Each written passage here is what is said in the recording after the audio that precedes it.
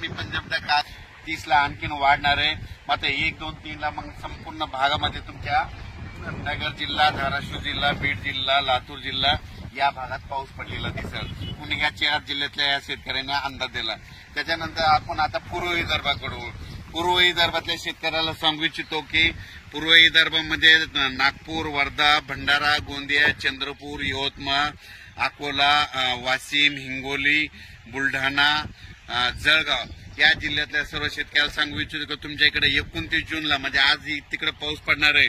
पण 1 तारखेपासून 1 जून 2, 2, 3 जुलैला मात्र तुमच्या इकडे मुसळधार पाऊस पडणार आहे. विदर्भ, पूर्व विदर्भ 6 जिल्हे, पश्चिम विदर्भ 5, 11 जिल्ह्यामध्ये मुसळधार पाऊस पडणार आहे. कुठं अतिवृष्टी होणार आहे, कुठं भाग बदलत पाऊस पडणार आहे, कुठं रिमझिम पडणार आहे. पण सांगायचं झालं तर यवतमाळ जिल्ह्यामध्ये खूप जोरात पाऊस पडणार आहे. चंद्रपूरकर देखील खूप पडणार आहे. नागपूरकडे देखील खूप पडणार आहे. अमरावतीकडे जोरात पडणार आहे. अकोल्याकडे जोरात पडणार आहे.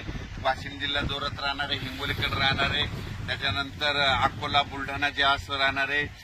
जळगाव, जामोद घाटाच्या खाली जास्त राहणार आहे. जळगावला जास्त राहणार आहे. तिकडे पाऊस पडत असल्यामुळे त्याच्यामुळे जालन्याला देखील पाऊस पडणार आहे. संभाजीनगरला देखील पडणार आहे. म्हणजे सांगायचं झालं तर पूर्व आणि पश्चिम विदर्भ 11 जिल्ह्यामध्ये चांगला पाऊस पडणार आहे. म्हणून हे विदर्भ पश्चिम विदर्भातल्या शेतकऱ्यांनी हा अंदाज लक्षात घ्या. त्याच्यानंतर आपण पश्चिम महाराष्ट्राकडे वळू. पश्चिम महाराष्ट्राकडे म्हणजे आज 29 जून म्हणजे आज देखील पश्चिम महाराष्ट्रामध्ये चांगल्या प्रकारच्या बऱ्याच ठिकाणी भाग बदलत पाऊस सुरू होणार आहे. सांगलीकडे, साताऱ्याकडे, त्याच्यानंतर पंढरपूरकडे देखील, नगर जिल्ह्यात देखील बऱ्याच ठिकाणी पाऊस सुरू होणार आहे. म्हणून हे पश्चिम महाराष्ट्रातल्या शेतकऱ्यांनी अंदाज लक्षात घ्यायचा. सोलापूरकडे देखील बऱ्याच ठिकाणी पाऊस पडणार आहे. सोलापूरच्या शेतकऱ्यांना खूप पूर्ण येत आहेत. धाराशिवच्या देखील येत आहेत की पाऊस नाही म्हणून त्यांच्या देखील आज सुरुवात होणार आहे. म्हणून त्यांच्यासाठी आनंदाची बातमी.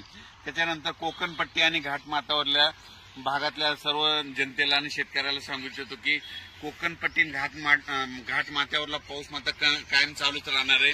ते काय बंद होणार नाही. म्हणून हे